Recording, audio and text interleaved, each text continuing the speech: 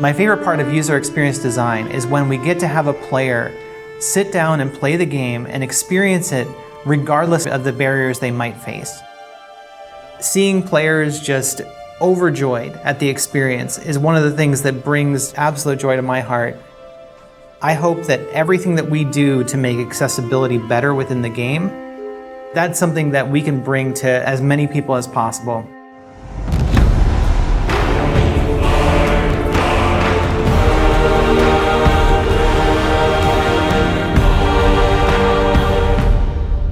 I'm Mila Pavlin, and I'm the lead UX designer on God of War Ragnarök. My name is Sam Chaffel. I'm the associate UX accessibility designer. My name is Zhou Xuanyi. I'm a rendering programmer. Hi, I'm Kate Marlin, senior producer of the gameplay team. My primary job is to make sure that as I'm looking across the game, as features are developed, that designers and programmers and artists up front are asking themselves, am I taking accessibility features into account while I'm designing this? Is there something I can add systemically that will help integrate this feature across the board? My job is to hook up everything and implement the accessibility features on the rendering side so that the designers are able to implement the features into the game. Great! I'll head across for a better look. User experience design allows us to look at accessibility from the user perspective. So we are the ones who are actually going into the game and looking at the different design problems that there are to solve within the game and figuring out ways that players can access that content regardless of anything that they might have a difficulty with because of accessibility concerns. Accessibility at its core is making sure that we allow folks who want to play a game to be able to access the game and all of its features. That allows players to have experiences that they might not otherwise be able to. From swinging your axe as Kratos to traversing the realms and experiencing the story.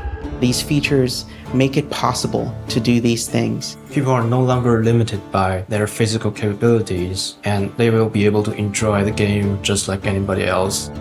There's a saying in the accessibility community, never about us without us, and we really wanted to make sure that everything that we are doing is with the community and not just about them. So we have to reach out to fans and understand what their needs are when it comes to accessibility concerns, and we have to reach out through consultants and playtesters to understand what things may be hindering someone from being able to complete the game. It's always the best to be able to communicate with the user and see what they're happy with and what they want improved. Some of the most inspiring things that I've seen that have made me want to think more about accessibility is seeing the stories that players have and how much it means to them when they're able to sit down with the game for the first time and play more than they ever thought they could. Boy, we must be better. You must never forget that. With the last God of War, we ended the game understanding that there were major problems with the way that we were designing for accessibility. Based on community feedback from the last title, we've incorporated several features into this title to make the experience more accessible. We talked to them about what they needed in order to play going forward, and we started to prioritize things very early in production. I think that was one of the biggest lessons we learned, is that early production, making sure that we have everything in place at the beginning of the development cycle. If you're trying to bake a blueberry muffin, you don't wait until the end to put the blueberries in. You make sure that it's in the batter. And with accessibility, we needed to make sure that we put those blueberries into the batter at the beginning so that they could bake in and we would have accessibility at the end. By having controller remapping, by having assists for things that seem trivial, we allow people to get past those blockers and experience it in a way that it's intended.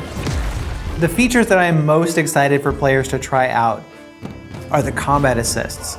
I think that these are just amazingly fun to use. In the last title, we had a feature called Recenter on Attack. Every time you'd hit an enemy, the camera would make sure that enemy was centered. When we're looking at God of War Ragnarök, we've expanded those combat options to allow for recenter on swing, which means that as you swing your axe in combat, you're going to slowly orient towards a different enemy.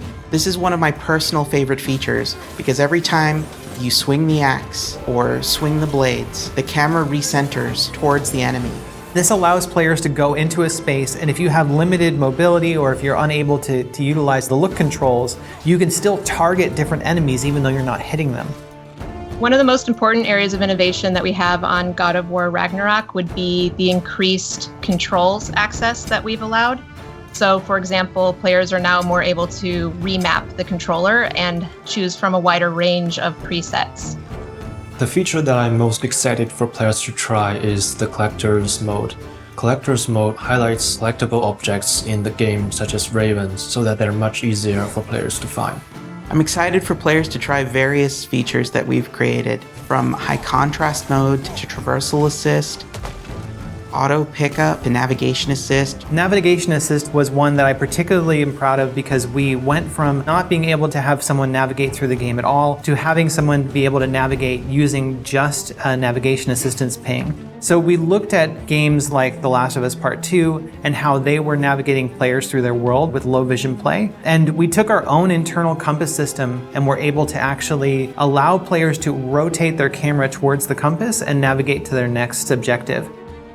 Other features to look out for would be subtitle customization. So, for example, you can color the subtitle differently from the speaker, and you can even have the speaker name show up or turn that off if you don't like to see that speaker name in front of there. You can set a background for the captions. So when you're seeing the text, if you need more contrast behind the text, that's an option that's added in there. Another cool, exciting feature that we added was directional indicators to our captions and subtitles. So wherever a noise caption is coming from, the arrow will be pointing to it. So if there's a character speaking and you see the subtitles on the screen, there will be an arrow pointing out also where that character is relative to the player's camera. All these features will enable players to experience the game in different ways and adjust the challenge to their needs. Some of the things that I found useful are just settings around kind of reducing the amount of inputs I have to do when I don't feel like it's super necessary for me to control that aspect of the game. This one has helped me by having options like traversal assist, which just kind of makes the character vault over things and climb up things automatically, which reduces the strain on my body so I can just get ready to fight rather than just be spending time like traveling over things. I think a big misconception people have about accessibility features is that they're only applied to certain people.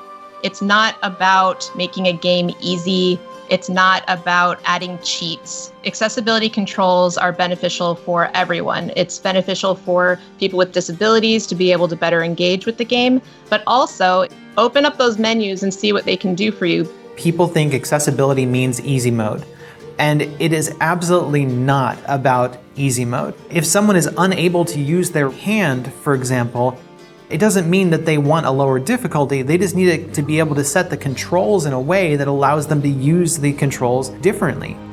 I'm partially deaf, so I can only hear out of my right side. The fact that they had audio panning made me really, really happy because I still can feel vibrations through my left. So I just channeled more of the audio through to my right side, which enabled me to hear everything just kind of better.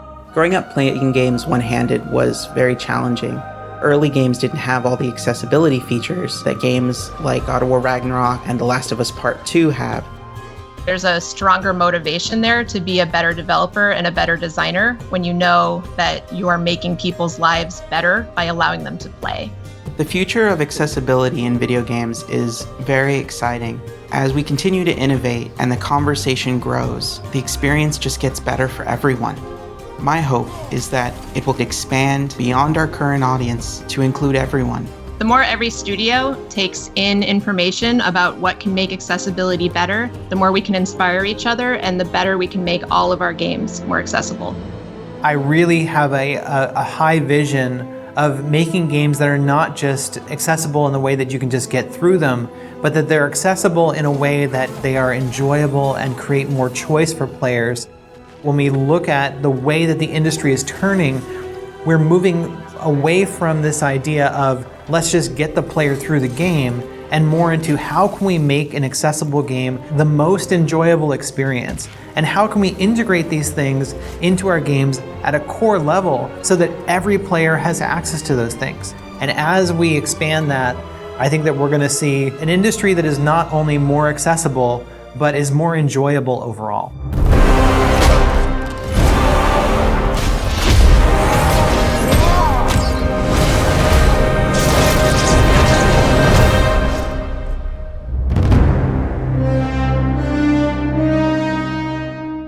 テンション